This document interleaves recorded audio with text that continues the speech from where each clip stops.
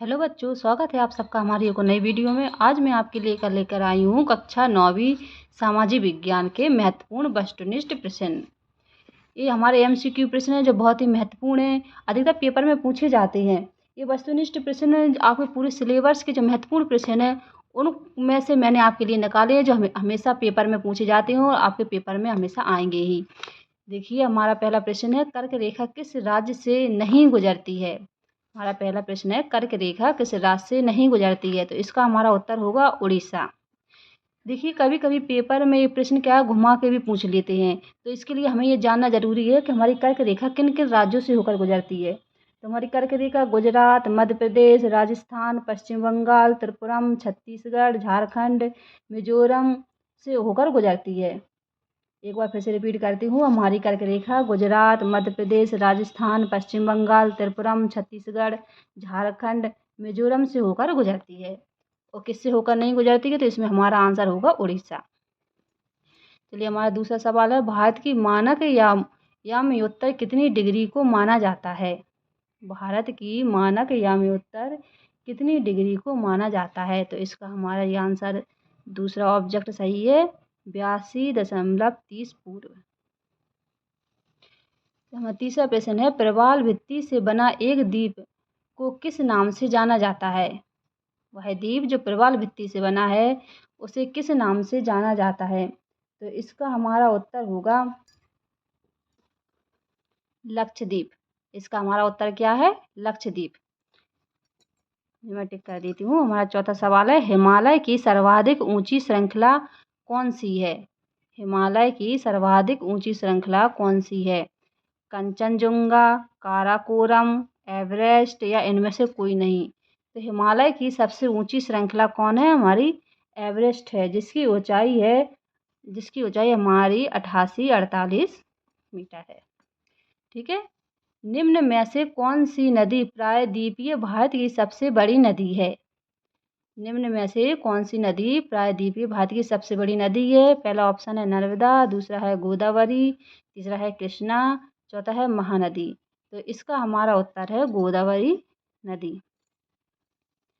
छठवां हमारा क्वेश्चन है, निम्न में से कौन प्राकृतिक झील है। पहला है चिल्का झील, दूसरा हीराकुंड, तीसरा है गोविंद सागर, इनमें से कोई नहीं। तो हमारा इसका आंसर है पहला चिल्का झील। कभी कभी पेपर में ये क्वेश्चन भी घुमा के पूछ देते हैं, तो इसके लिए हमें जानना जरूरी है कि हमारी प्राकृतिक झीलें कौन सी है। तो हमारी प्राकृतिक झील है बुलर झील, डल झील, नैनीताल झील, लोकता, चिल्का, सांभर, बारापनी, उलीकर। ये हमारी सारी प्राकृतिक झीलें हैं। हमारा सातवां सवाल है, ग्रीष्म ऋतु में उत्तरी मैदानों में बहने वाली पवन को निम्नांकित में से क्या कहा जाता है। काल वैसाखी, दूसरा है व्यापारिक पवनें, तीसरा है लू, चौथा है कोई नहीं। तो इसका हमारा उत्तर होगा लू। हमारा आठवां सवाल है, कुल वर्षा जो रबी फसल के लिए महत्वपूर्ण होता है उनको स्थानीय भाषा में क्या कहते हैं। कुल वर्षा जो रबी फसल के लिए महत्वपूर्ण होता है उनको स्थानीय भाषा में क्या कहते हैं। पहला है मेघो वर्षा, महावट, अम्ल वर्षा, कोई नहीं। तो इसका हमारा आंसर है दूसरा महावट। हमारा नौवां सवाल है, रबड़ एवं महोगनी का संबंध किस प्रकार की वनस्पति से है। रबड़ एवं महोगनी का संबंध किस प्रकार की वनस्पति से है। पहला है तुंड्रा, दूसरा हिमालय, तीसरा मैंग्रोव, चौथा है उष्णकटिबंधीय वर्षा। तो इसका हमारा आंसर है उष्णकटिबंधीय वर्षा। हमारा 10वां सवाल है, निम्नांकित में से किस क्षेत्र में प्रवास आबादी की संख्या, वितरण एवं संरचना में परिवर्तन लाता है।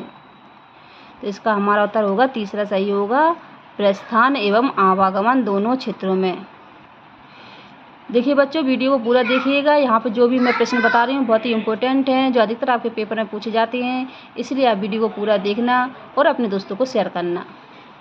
भारत का अगला सवाल है 11वां है हमारा, भारत का सबसे पूर्वी देशांतर कौन सा है। तो इसका हमारा उत्तर होगा 97 डिग्री 25 मिनट पूर्व। हमारा 12वां प्रश्न है, वर्तमान स्थिति के अनुसार कौन सा कथन सही है। भारत में 25 राज्य और 6 केंद्र शासित प्रदेश हैं। दूसरा है भारत में 29 राज्य और 5 केंद्र शासित प्रदेश हैं। तीसरा है भारत में 29 राज्य और 7 केंद्र शासित प्रदेश हैं। चौथा है भारत में 28 राज्य और 9 केंद्र शासित प्रदेश हैं। तो इसका हमारा आंसर होगा चौथा, भारत में 28 राज्य और 9 केंद्र शासित प्रदेश हैं। हमारा 13वां प्रश्न है, एक स्थलीय भाग जो 3 ओर से समुद्र से घिरा हुआ है, तट, प्रायद्वीप, द्वीप या कोई नहीं। एक स्थलीय भाग जो 3 ओर से समुद्र से घिरा हुआ है उसे हम क्या कहते हैं?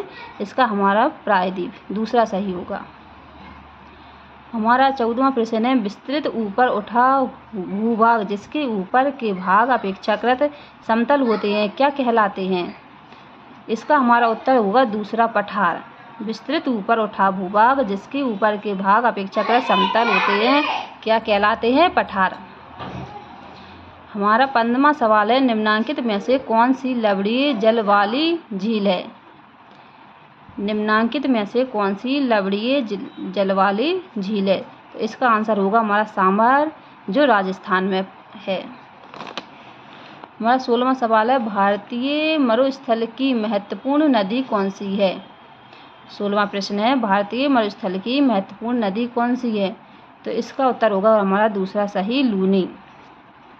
17वां प्रश्न है, थार मरुस्थल भारत के किस भाग में स्थित है?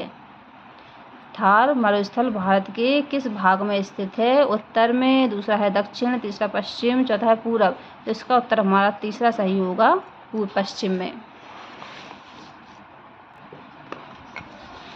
हमारा 18वां प्रश्न है, निम्नांकित में से कौन सा कारण भारत के उत्तर पश्चिम भाग में शीत ऋतु में होने वाली वर्षा के लिए उत्तरदायी है? तो इसका हमारा उत्तर होगा दूसरा, पश्चिमी विक्षोभ। चलिए हमारा 19वां प्रश्न है, सिनकोना के वृक्ष कितनी वर्षा वाले क्षेत्र में पाए जाते हैं? सिनकोना के वृक्ष कितनी वर्षा वाले क्षेत्र में पाए जाते हैं? तो इसका हमारा उत्तर पहला सही होगा, 100 सेंटीमीटर। हमारा 20वां प्रश्न है, 2011 की जनसंख्या के अनुसार कौन सा राज्य सबसे अधिक जनसंख्या वाला राज्य है? तो इसका हमारा उत्तर होगा पहला, उत्तर प्रदेश। देखिए बच्चों, ये जो सारे प्रश्न हैं वो हमारे बहुत ही महत्वपूर्ण हैं। अगर आपको ये प्रश्न अच्छे लगे हों तो इन्हें आप रिवीजन कीजिए इनका, और अपने दोस्तों को शेयर कीजिए और हमारे चैनल को लाइक कीजिए। धन्यवाद।